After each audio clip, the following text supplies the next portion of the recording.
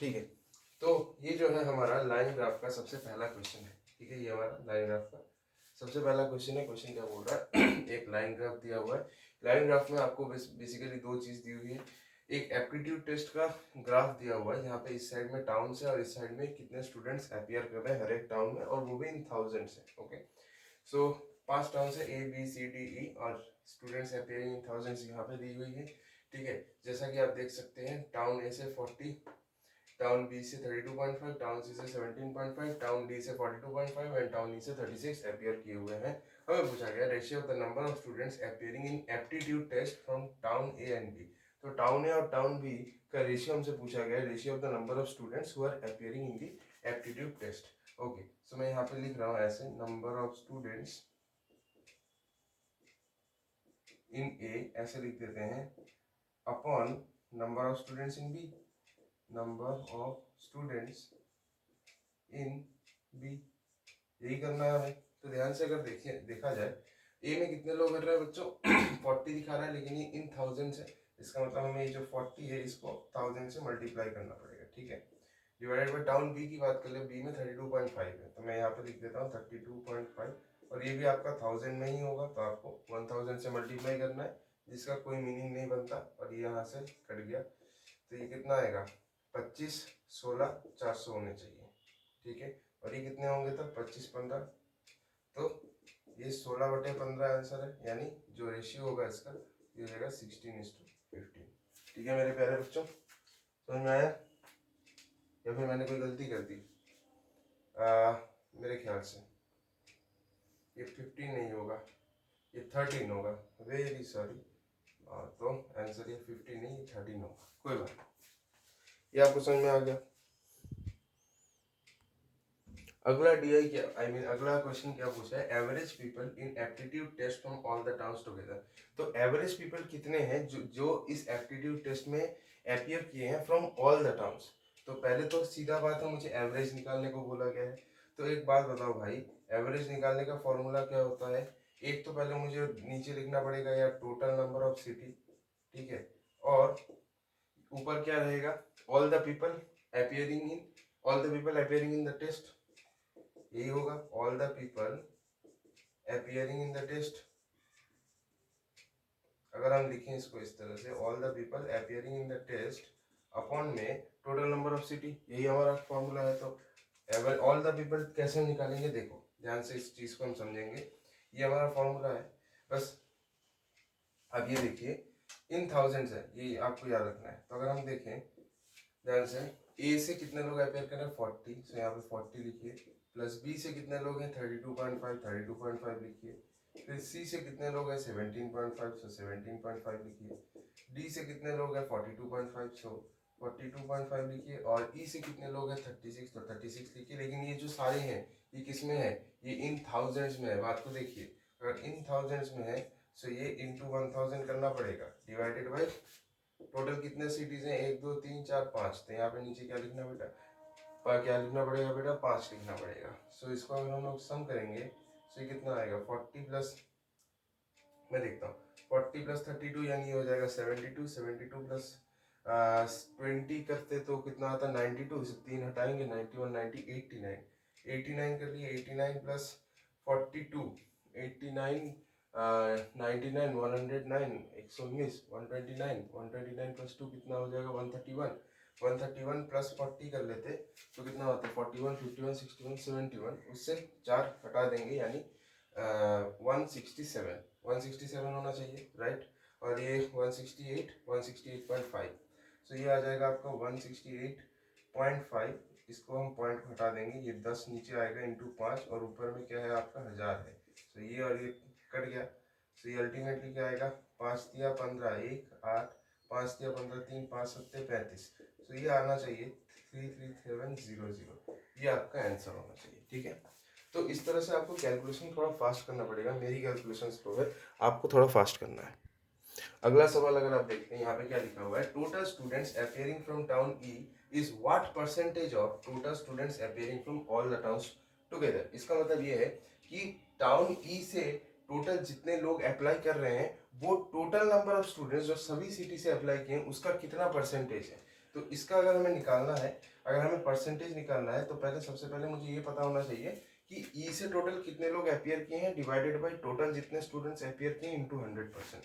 तो इसको हमने, मेरे को सिर्फ टाउन ई का चाहिए, तो यहाँ पे हम लिखेंगे स्टूडेंट्स, ठीक है, students from town E divide में आई होप आपको दिख रहा है, divided by total students, total जितने भी आपके स्टूडेंट्स हैं जो सारे सिटीज से अपियर किए हैं, ये इंटू 100, इंटू आपको क्या करना है 100%।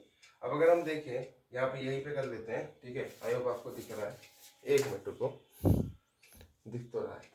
तो टाउन ई से कितने स्टूडेंट्स अपियर किए हैं, अगर हम देखें टाउन ई आपको यहाँ दिख जाएगा, तो ये 36, तो यहाँ लिख देते हैं 36 बेटा, और नीचे कितने हो जाएंगे यार, इंटू 1000 हम कर लेंगे, वैसे उसकी कोई ज़रूरत नहीं होगी क्योंकि ऊपर नीचे दोनों जगह 1000 रहेंगे तो कैंसिल हो जाएंगे। और नीचे टोटल स्टूडेंट्स की बात की जा रही है, यानी क्या हो जाएगा 40 प्लस 32.5 प्लस 17.5, और ये हो जाएगा 42.5 और वापस 36, ऐसा है। और इंटू में 100% करना है, इंटू में 100% करना है, और इसको जैसे ही आप सॉल्व करेंगे आपका आंसर आ जाएगा। हम कर लेते हैं, ऐसी बात नहीं कि बिना किए चले जाएंगे। देखिए 36 अपॉन में ये कितना 32 प्लस 17, 7 और 2 9, 3 और 1 49 प्लस 1 50, 50 और 40 90, 90 90 और 42, 90 और 40 कितना हो जाएगा 130 और 2 यानी 132, 132.5, 132.5 और 40 करेंगे कितना आएगा 4 5 6 7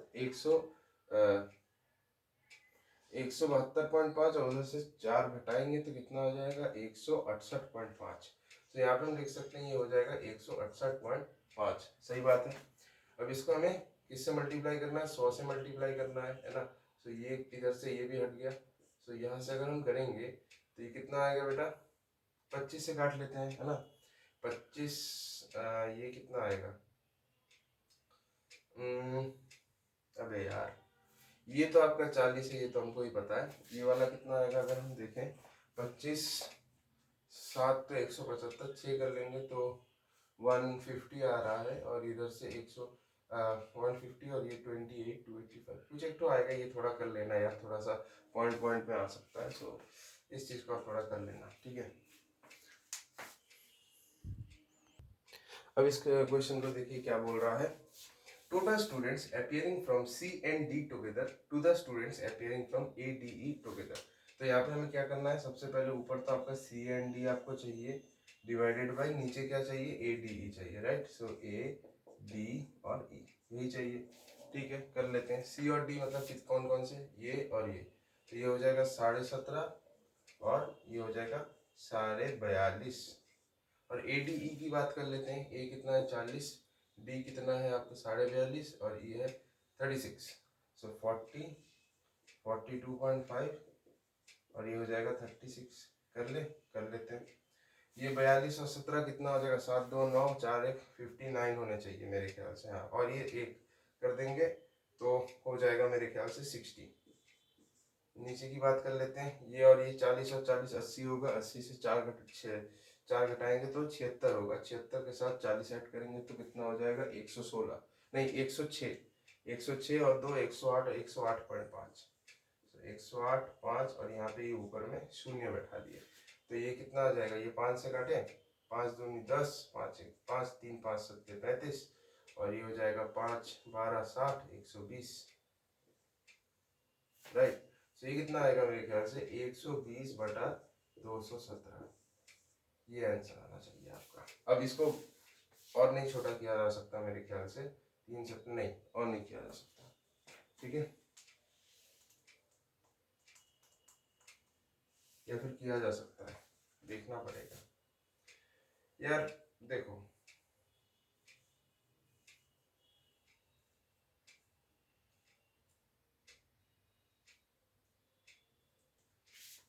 एक मिनट देखते हैं, ओके ये वाला देख लेते हैं क्या कह रहा है।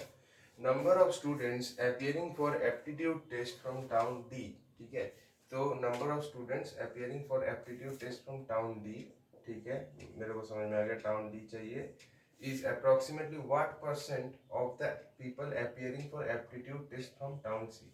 यानी टाउन डी में जितने लोग अप्लाई कर रहे हैं एप्टीट्यूड टेस्ट के लिए, वो टाउन सी में जितने लोग एप्टीट्यूड टेस्ट के लिए अप्लाई कर रहे हैं उसका कितना परसेंटेज। जैसे मान लीजिए टाउन सी में 100 लोग अप्लाई कर रहे हैं और टाउन जो डी है टाउन डी में 50 लोग अप्लाई कर रहे हैं, यानी टाउन डी टाउन सी का कितना परसेंट हुआ, 50% हुआ, क्योंकि आधे लोग अप्लाई कर रहे हैं।